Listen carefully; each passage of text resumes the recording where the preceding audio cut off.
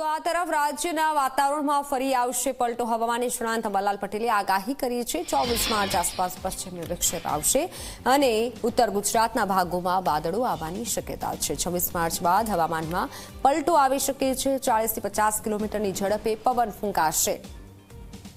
ફરી એકવાર હવામાન નિષ્ણાંત અંબાલાલ પટેલે આગાહી કરી છે। 24 માર્ચ આસપાસ પશ્ચિમી વિક્ષેપ આવશે, હવામાનમાં પલટો આવશે, ઉત્તર ગુજરાતના ભાગોમાં વાદળ આવવાની શક્યતા છે। તારીખ 24 આસપાસ પણ હવામાનમાં પલટો આવશે। હવે ધીરે ધીરે વાદળો ગણાશે અને ગુજરાતના હવામાન સુધી ઉત્તર ગુજરાત, મધ્ય ગુજરાત અને કચ્છ અને સૌરાષ્ટ્રના કેટલાક ભાગમાં વાદળો આવવાની શક્યતા છે।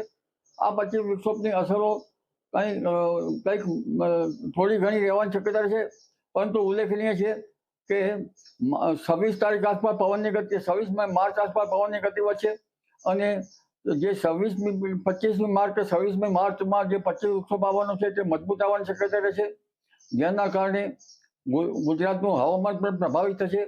એટલે લગભગ 28 કે 29 માર્ચથી એપ્રિલની શરૂઆત સુધીમાં ગુજરાતનું હવામાન પલટાશે।